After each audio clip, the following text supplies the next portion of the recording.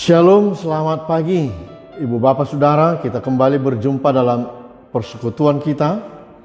Ibadah keluarga hari ini Sabtu 30 Agustus 2025. Mari kita mulai ibadah kita. Kita berdoa. Damai sejahtera dari Allah Bapa dan dari anaknya Tuhan Yesus Kristus menyertaimu sekalian. Amin. Firman Tuhan, nas renungan untuk hari ini tertulis dalam kitab Yesaya pasal 8 ayat 17. Dan aku hendak menanti-nantikan Tuhan yang menyembunyikan wajahnya terhadap kaum keturunan Yakub. Aku hendak mengharapkan Dia. Demikian firman Tuhan. Saudara-saudara, pernahkah saudara dalam sebuah perjalanan berhenti di persimpangan atau dan harus menentukan kemana arah yang harus dijalani? Tentu pernah dan mungkin sering, bukan? Memang ada banyak hal yang bisa membuat kita ragu, khawatir dan takut kalau salah jalan. Bagaimana kalau situasi seperti ini kita alami dalam menentukan sebuah keputusan, apalagi itu adalah keputusan iman? Kita ikut Tuhan atau ikut dunia ini, keinginan-keinginan dunia ini? Apakah kita dapat menentukannya dengan benar? Kisah umat Tuhan dalam nas ini menjadi sebuah pelajaran penting bagi kita. Dalam nas ini disebutkan ketika bangsa Yehuda dalam situasi krisis karena ancaman Asyur bersama aliansi bangsa Aram dan Israel Utara. Pada awalnya Raja Ahaz percaya bahwa bangsa Asyur akan menjadi penolong mereka dari bahaya bangsa Aram. Namun ternyata Asyur dan sekutunya justru menjadi musuh yang menakutkan dan akan menghancurkan. Kepada siapakah harus meminta pertolongan? Asyur ternyata menjadi musuhnya, di mana Ahaz pernah berlindung kepadanya. Inilah juga gambaran dari sisi gelap kemanusiaan kita. Seseorang yang kita anggap teman, ternyata besok sudah menjadi lawan, atau sebaliknya. Semua bisa terjadi karena kepentingan sesaat.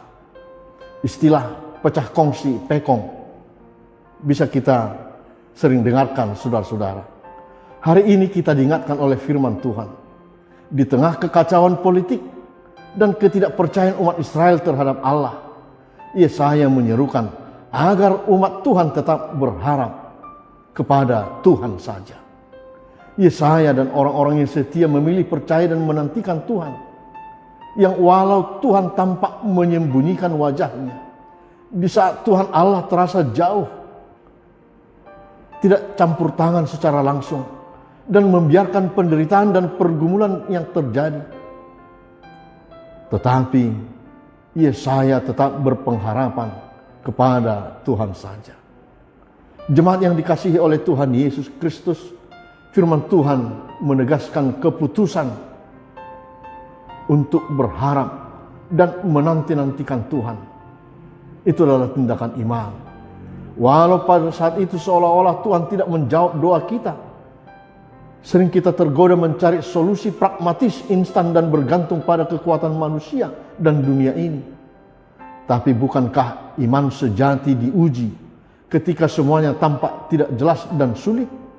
Ya, level terdalam dari ketaatan dan pujian kita kepada Tuhan adalah di saat kita terluka, disakiti, di saat pergumulan dan persoalan hidup datang menyerang kehidupan kita. Justru di sana kita harus menunjukkan panggilan iman kita untuk tetap percaya kepada Tuhan Allah saja. Karenanya tetaplah percaya kepada Tuhan. Amin. Mari kita berdoa. Allah Bapa dalam Yesus, terima kasih Tuhan. Firman-Mu mengingatkan kami supaya kami boleh tetap senantiasa setia dan taat kepada Tuhan, menggantungkan pengharapan kami, hidup kami, atas semua pergumulan kehidupan kami, persoalan-persoalan yang kami hadapi, bahkan masa depan kami, masa depan anak-anak kami, masa depan pekerjaan kami, semata-mata bergantung kepada Tuhan. Karenanya tolong kami Bapa, di dalam Roh Kudus-Mu kami boleh menentukan pilihan kami hanya kepada Tuhan. Walau terkadang kami berada di persimpangan-persimpangan keraguan-raguan, firman-Mu mengingatkan kami, Engkaulah Tuhan kami, penolong kami, sumber dari segala berkat bagi kami.